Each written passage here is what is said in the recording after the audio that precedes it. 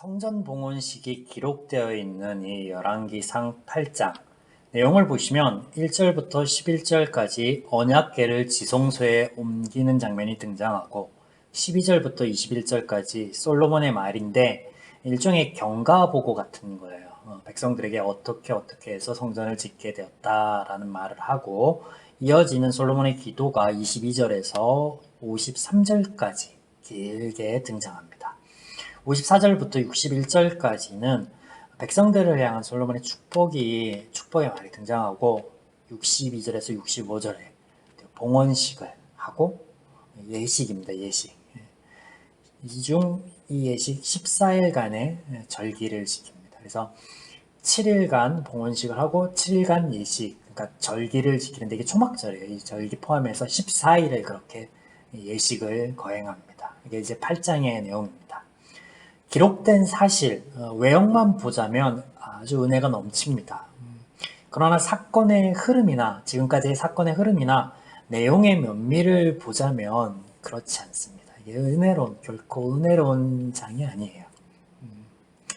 솔로몬의 건축, 그 시작은 과시욕이었습니다. 다윗의 인구조사와 마찬가지인데요. 다윗의 인구조사, 왜 다윗이 백성들의 수를 계수하는 게 하나님 앞에 죄가 되느냐라고 하였을 때 단순히 수를 세어보는 게 아니라 이스라엘 중에 적국과 맞닥뜨렸을 때 싸움에 능한 장수들, 그 장수가 얼마나 되느냐라는 이것은 하나님이 그들의 방패요 창이요 반석 되신다라는 이 사실을 부인하고 내가 갖추고 있는, 우리가 나라가 갖추고 있는 국력이 얼마나 되는가에 대한 과시욕이었다라는 말씀을 우리가 살펴보았잖아요. 동일한 거예요. 동일한 취지인데 솔로몬이 그 건축을 통하여서 왕권이라는 것을 대외적으로 과시하기 위해서 이것을 하였다라는 거예요.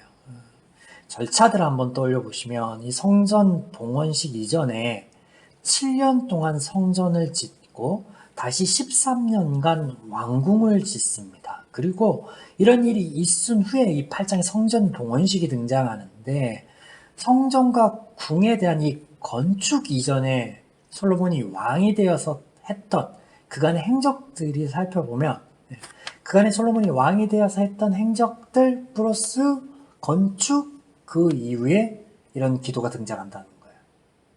그러니까 솔로몬의 행적, 솔로몬의 왕이 되어서 했던 업적의 제일 마지막 부분이 거의 마지막 부분이 이 8장이 되어집니다. 물론 다른 것들이 있는데 솔로몬이 왕이 되어서 왕권을 강화를 먼저 하죠. 왕권 강화를 하고 그리고 나라의 안정을 꾀한 후에 이 안정이 된 후에 이 건축이라는 걸 합니다. 그 후에 이 모든 일이 완료된 후에야 비로소 오늘의 이 기도와 축복, 절기 등이 등장하는 거죠. 그냥 단순히 넘길 수 있는 이 순서들을 보시면, 이 순서들과 이 흐름을 보시면 과연 솔로몬이 무엇에 집중하고 있는가 우리에게 그 면밀을 보여주는데 그게 뭐냐면 솔로몬은 이 왕위, 왕권 자체에 관심이 많은 사람이었어요. 그래서 이 왕권을 집중하고 이것을 지키고 이것을 강화하기 위해서 그가 가진 모든 여건들, 특별히 지혜를 동원하고 있음을 그간에 우리가 말씀들을 통하여서 살펴보았습니다. 이후 이 모든 것이 이루어지자 오늘 본문 아닌데 9장의 말씀을 보면 솔로몬이 여호와의 성전과 왕궁 건축하기를 마치고 자기가 이루기를 원하던 모든 것을 마침에 이게 뭐냐면 솔로몬이 꾀하였던 이 왕권에 대한 그가 꾀하였던 모든 일들이 마침에 그가 원하는 모든 일들을 다 이룸에 그제서야 이 일을 했다라는 거예요. 여러분 어떻게 보세요? 단순히 솔로몬이 성전을 하나님께 봉헌식을 드리고 제사를 드리고 기도하고 백성들을 축복하였다 이것 자체만 떼어놓고 보면 굿, 좋아요. 근데 이러한 순서에 입각해서 보시면 여러분 어때요? 물론 하나님을 찾고 구하는 것에 있어서 하나님 편에서, 하나님 입장에서는 순서가 그닥 중요하지 않습니다. 하나님 찾기만 하면 돼요. 하나님을 구하기만 하면 돼요. 하나님 말씀을 듣기만 하면 돼요. 그건 중요하지 않아. 이건 하나님 편에서는. 근데 아이러니하게도 인간 편에서, 특별히 죄인 편에서는 순서가 아주 중요합니다. 왜냐면 우리가 이미 알고 있듯이 순서에 있어서, 우선순위에 있어서 앞에 두는 것과 뒤에 두는 것에는 그 순서를 정하는 사람의 마음에 확연한 차이를 보입니다. 제가 무슨 말씀을 드리고자 하는지 여러분 이해가 되시죠? 솔로몬이 모든 것들을 다 처리하고 마음에 소원하는 것들을 다 이룬 후에야 비로소야 하나님께 기도하고 뭐 이런 것들을 했다라는 거예요. 왕이 된 직후에 바로 하나님께 감사합니다, 경배하며 하나님 나 부족하니 날 통해서 하나님의 백성들을 이끌어 주십시오라는 요청이 먼저가 아니었다라는 거죠. 또 솔로몬이 지은 이 성전과 궁은요, 따로 떨어진 장소가 아니에요. 구별된 장소가 아니라 한 장소 안에 성전과 왕궁을 같이 지었습니다. 그래서 그 구조를 보면 왕궁, 왕의 처소를 중심으로 성전이 마치 연결되어 있는 듯 보입니다. 때문에 성전과 더불어서 궁이 완성된 후에야 봉헌식을 비로소 할 수 있었던 거예요. 왜냐면 다른 장소가 아니었기 때문에 그렇죠. 성전과 궁이 이어져 있으니까, 같은 덩어리니까 다 지은 후 20년이라는 세월이 지난 후에야 비로소 성전 봉헌식을 드릴 수 있었다는 거예요. 이쯤 되면 이게 성전 봉헌식이에요, 아니면 궁에 대한 낙성식이에요? 병행구절인 그 역대하 5, 6, 7장에 보면 물론 성전에 대한 낙성식이라고 나오고 있는데, 제가 볼 때는 이게 성전에 대한 낙성식이야, 궁에 대한 낙성식이야, 의구심이 듭니다. 그래서 솔로몬에게 성전은 왕궁의 부산물처럼 보여집니다. 그간의 행적을 보면 그간의 왕권을 강화하기 위한 행정적인 조치들 이런 것들 다 살펴보면 성전이 왕궁, 왕권 강화와 그 왕권 과시를 위한 어떤 부산물쯤으로 비춰진다라는 거예요. 그런데 성전을 짓고 그곳에 하나님의 언약궤를 옮겨옵니다. 그런데 언약궤를 옮겨왔더니 그곳에 하나님의 영광이 가득합니다. 왜? 제가 지금까지 성전을 솔로몬의 어떤 왕권 강화의 어떤 부산물로, 궁의 부산물로 이렇게 제가 해석해 왔는데, 그러면 하나님의 영광이 그곳에 왜 있는 거예요 도대체?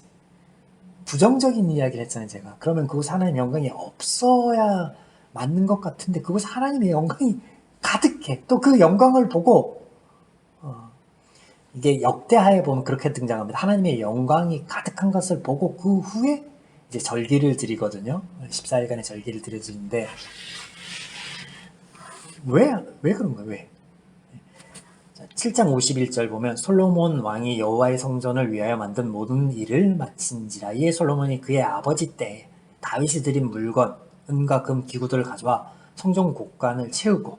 8장 1절 솔로몬이 여호와의 언약궤를 다시 다윗성에서 시온에서 메어 올라오고자 하여. 중략 6절 제사장들이 여호와의 언약궤를 자기 처소에 메어드리니 곧 성전 내소인 지성소 그룹 날개 아래라. 중략 10절 제사장이 성소에 나올 때 구름이 여호와의 성전에 가득하며. 11절 제사장이 그 구름으로 말미암아 능히 서서 섬기지 못하니 이는 여호와의 영광이 여호와의 성전에 가득함이었더라. 하나님이 원하시지 않은 이 성전 건축에, 이 성전에 왜 이런 일이 발생하였느냐? 비슷한 유사 질문을 몇 가지 더 해보며 여기에 대한 의문점을 좀 풀어보겠습니다. 솔로몬은 하나님께서 세우신 왕이 아니었어요. 우리가 살펴보았죠. 다윗이 세운 왕이에요. 다윗이 세운 왕. 그렇다면 하나님께서는 왜 이 과정에서 아무 말씀도 하지 않으셨는가? 또 다윗이 성전을 짓고자 할 때, 솔로몬이 성전을 지을 때 왜 말리지 않으시고 다윗에게는 그의 대를 이을 사가 지을 것이다 말씀하셨고, 솔로몬이 성전을 지을 때는 굳이 말리지 않고 왜 허락하여 주셨는가? 이 질문에 대한 답이, 이 세 질문에 대한 답이 하나예요. 하나예요. 그것은 죄의 소견에 옳은 대로 행하는 이들에게 있어 하나님의 말씀이라는 것은 무용한 것이기 때문에 그렇습니다. 다시 말씀드립니다. 죄의 소견에 옳은 대로 행하는 자는 그 소견이 중요하지, 하나님의 말씀은 외부에서 유입된 하나의 의견일 뿐이기 때문에 그렇습니다. 듣지 않는다라는 거예요. 듣지 않는다. 무용하니까 그들은 하나님의 말씀을 듣지 않습니다. 죄인은 결코 하나님의 말씀을 들으려 하지 않는 거예요. 때문에 하나님께서는 솔로몬에게 찾아오셔서 그간에 두 번에 걸쳐서 그가 왕위에 올랐을 때, 또 그가 성전을 짓고자 준비할 때 하나님께서 찾아오셔서 한 가지 말씀하셨어요. 뭐 말씀하셨죠? 말씀을 들으라. 여호와의 말씀을 들으라. 여호와의 말씀을 들어 지켜라. 왜? 안 들으니까. 하나님께서는 이런 죄인들을 이해하시는 거예요. 그들에게, 다윗에게 성전을 짓지 말라, 솔로몬에게 성전을 짓지 말라 하면 다른 방편으로 그들이 하나님을 위한다라는 이 액션을 취할 것을 하나님이 아시니까 굳이 성전 짓는 것을. 또 다윗을 이어서 솔로몬이 왕위에 앉는데 하나님이 지정하고 하나님이 세우라 한 자가 아니에요. 그럼에도 불구하고 하나님이 말리지 않아요. 왜? 다윗이나 솔로몬이나 또 다른 누군가가 왕이 되어도 똑같을 것을 아시니까. 하나님 입장에서, 하나님 편에서는 그들이 별반 다르지 않아요. 모두 똑같은 사람들이, 똑같은 죄인들이에요. 이것을 하나님이 이해하시니까 허용하여 주시는 거예요. 다만 이 모든 것들을 통하여서 당신을 알리시고 가르치시고 계시하는 쪽으로 선용하여 주시는 거죠. 선용해 가시는 거예요. 이 선용하심이 9장 말씀으로 이어지는데 이후에 살펴보겠죠. 우리가 다음 주에.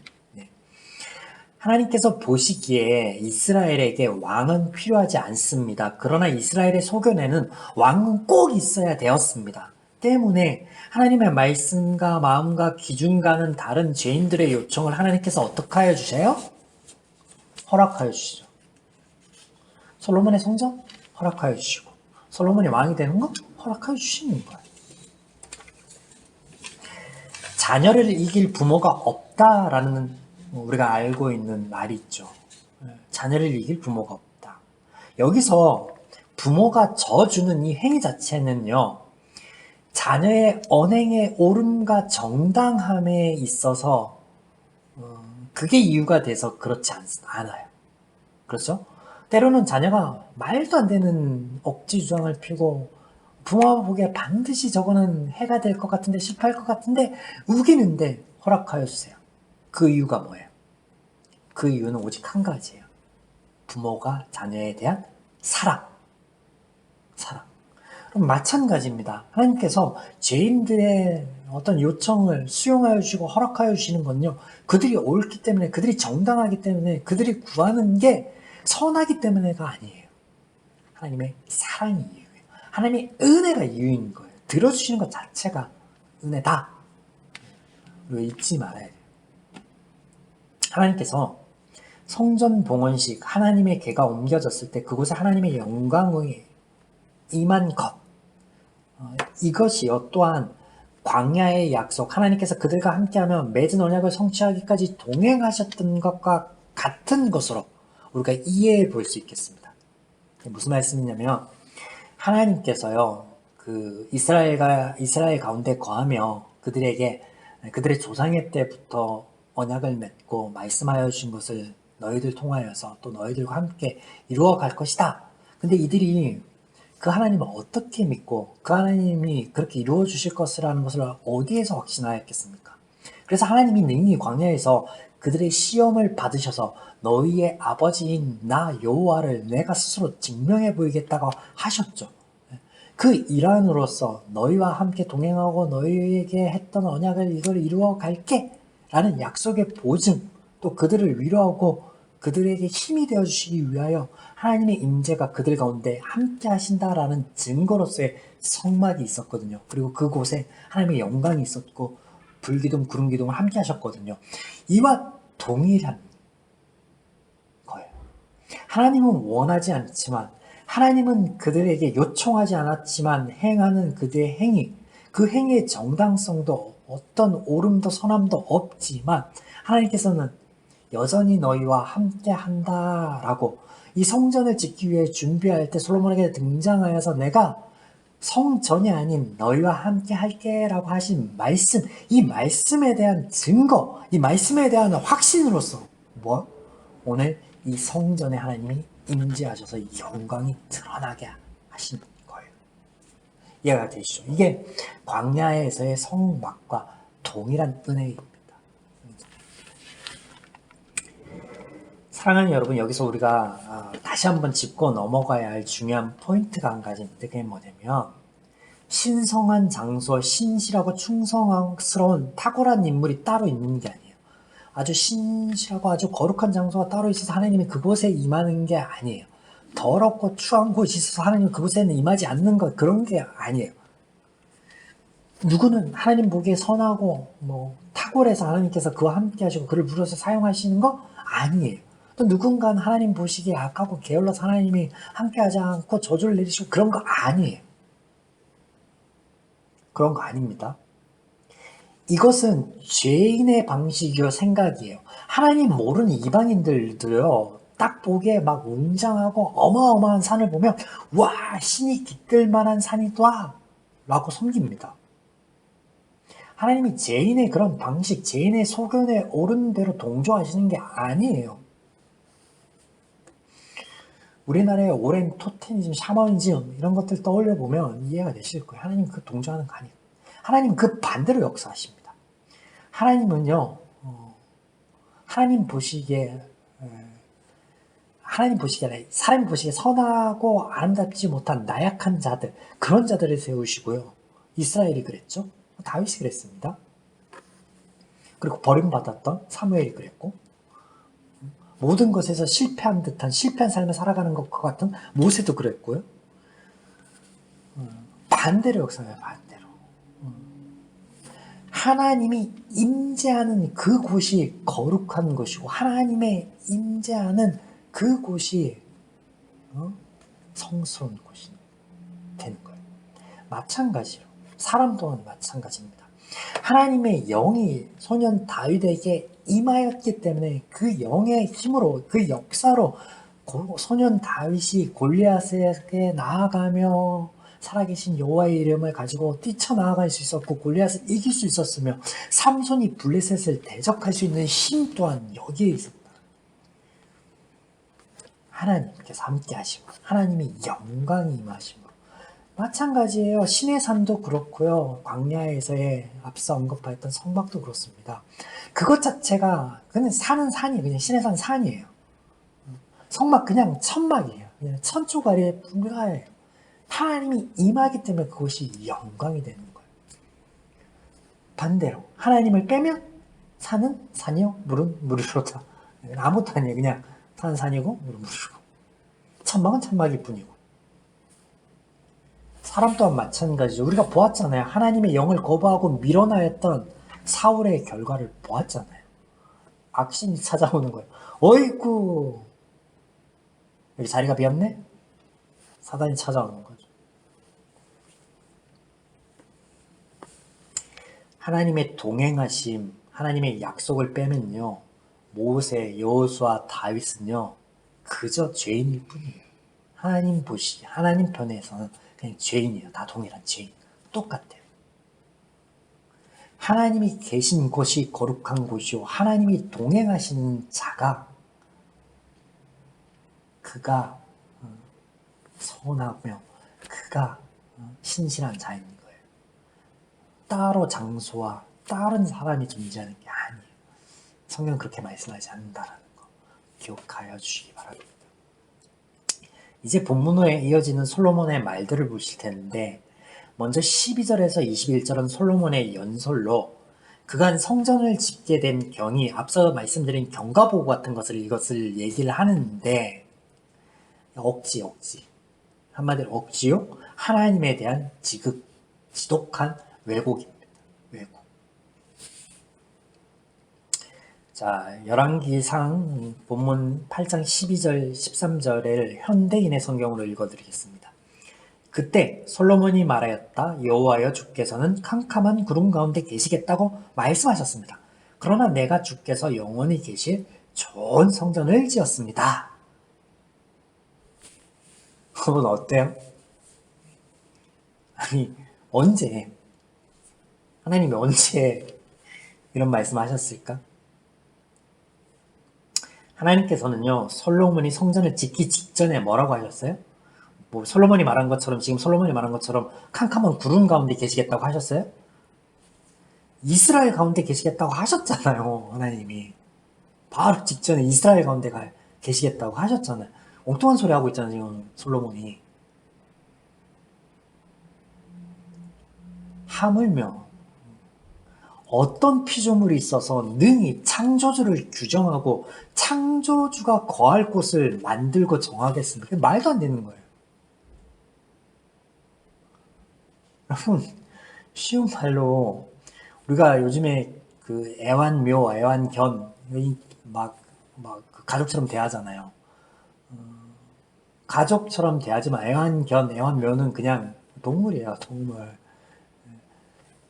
그 동물들이 우리를 위해서 집을 짓거나 뭘 해줄 수 없어요. 마음의 기쁨을 가져다주고 꼬리 흔들 수는 있어도 누가 해줘요? 사람이 해주지. 사람이 주인이 해주지. 물론 하나님께서 다윗의 때 나단 선지자를 통하여 솔로몬이 성전을 지을 것을 솔로몬도 아니야. 그냥 다윗의 다음에 너 다음에 너의 대를 이을 자가 지을 거다 라고 얘기했어요. 솔로몬이 아니에요. 하여튼 짓겠다 말씀하였어요. 하여 주신 건 맞아. 그런데 죄인의 요청에 허락하여 주심은 하나님이 그 죄인의 규정대로 하겠다는 말씀이 아니에요. 그 말씀이 아니에요.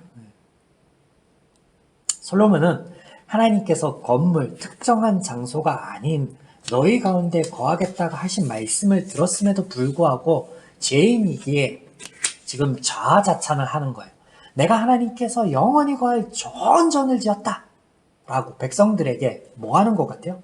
마치 야 내가 하나님이 우리 아버지 다윗에게 너희들이 모두 존경하는 하나님이 아니라 다윗을 섬기니까 이스라엘이 그 다윗의 하나님께 들었던 그 모든 말을 내가 다 이루지 않았냐.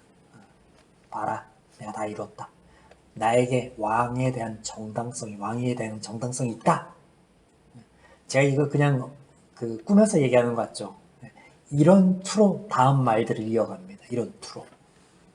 솔로몬의 이어지는 말들을 보시면 하나님께서 나단 선지자를 통하여 하신 말씀 사무엘하 7장 6절로 17절의 말씀을 인용하여서 자신의 왕에 대한 정당성을 주장하는데 시간이 없어서 제가 다 말씀드리지 못하는데 오늘 이 본문하고 사무엘하 7장 6절에서 17절 말씀을요 비교해서 한번 읽어보세요. 읽어보면 하나님께서 나단 선지자를 통하여 말씀하신 것의 핵심은요 이 성전 건축에 있지 않습니다. 또 누가 성전을 짓는가 라는 거에 초점이 맞춰져 있지 않습니다.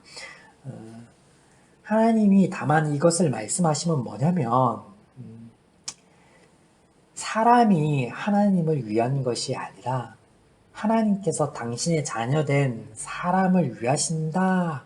그래서 다윗의 어떤 그 마음을 그리고 하나님의 기준과 다른 그것을 어르고 달래는 그런 어떤 분위기로 말을 이어가는데 지금 오늘 보면 8장에서의 솔로몬이 인용하여 얘기하는 건요.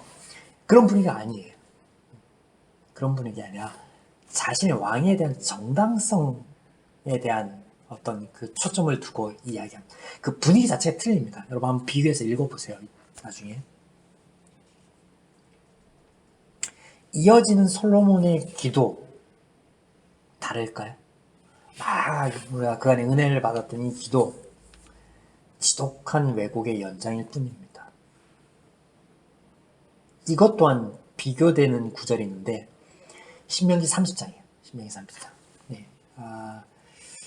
이 기도에 보면 구체적인 내용이 7가지가 등장합니다.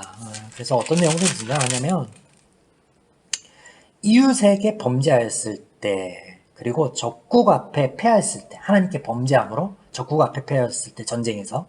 두 번째, 세 번째는 기근이 들었을 때, 또 네 번째, 연병, 전염병이 들었을 때, 다섯 번째, 이방인이라도, 우리가 이스라엘에 속하지 않고 이방인이라도 하나님을 찾는다면, 하나님의 음성을 주를 위한다면, 이런 존재. 또 여섯 번째는 적국과 더불어 싸우고자 할 때, 그리고 일곱 번째, 하나님께 범죄하여서 우리가 적국에게 패하고 포로가 되었을 때, 그때 전제가 등장하는데, 그때 이 동일한 패턴에 등장하는 전제가 뭐냐면 성전을 향하여 주께 기도하거든 우리를 불쌍히 여기시고 긍휼히 여기서 돌아보소서 은혜를 베풀어 주시옵소서라는 요청입니다. 자, 신명기 30장과 뭐가 다르냐?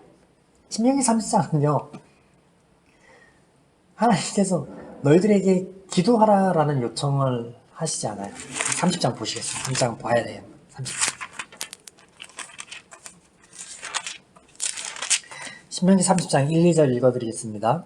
내가 내 진술한 모든 복과 저주가 내게 임함으로 내가 내 하나님이 여호와로부터 쫓겨난 모든 나라 가운데서 이 일이 마음에서 기억이 나거든 너와 내 자손이 내 하나님 여호와께로 돌아와 내가 오늘 내게 명령한 모든 것을 따라 마음을 다하고 뜻을 다하여 여호와의 말씀을 청종하면 여호와께서 마음을 돌이키사. 뭐라 그래요? 기도하라 그래요? 하나님께서? 솔로몬이 얘기한 기근, 전염병, 적군에게 패함, 하나님께 범죄함, 이웃에게 잘못대함, 이 모든 것들이 그 결과로 인해서 너희에게 아픔이 다가오고 너희에게 어떤 어려움이 있을 때 그때 생각나거든. 뭐 하라 그래요? 성전을 향해 기도하라 그래요? 하나님의 말씀을 청종하라, 들어라, 그리고 따르라. 그거 하면 돼. 지금 하나님께서 이미 말씀하신 것에 솔로몬이 또 다른 길을 제시하는 거예요. 여러분 좀 확대해서 심하게 얘기하면 하나님이 구원이 십자가의 도 예수의 보혈에 있다라고 말하는데 이단처럼 착한 일 열심히 하거나 교회 봉사를 열심히 하면 구원이 거기에서 나와, 혹은 가족 중에 한 명이라도 예수를 믿고 위하여 중보하고 가족들을 위해서 일정량의 헌금을 하면 그들도 구원받아. 뭐가 달라요? 뭐가 달라요? 여러분 솔로몬의 기도와 어떤 솔로몬에 있던 경과 보고 이런 것들에 은혜 받을 구석이 없어요. 하나님에 대한 말씀의 왜곡만 있을 뿐이에요. 왜? 죄인이니까. 그는 죄인이에요. 시작부터 그가 모든 것들을 다 안정을 취하고 그 마음에 그 소원하는 모든 것들을 이루고 난 후에 그때 비로소야 백성들에게 자신에 대한 정당성, 대외적으로 어떤 왕권에 대한 그것을 강화하고 알리기 위해서 성전과 하나님의 말씀을 이용하고 있는 거죠. 이용하고.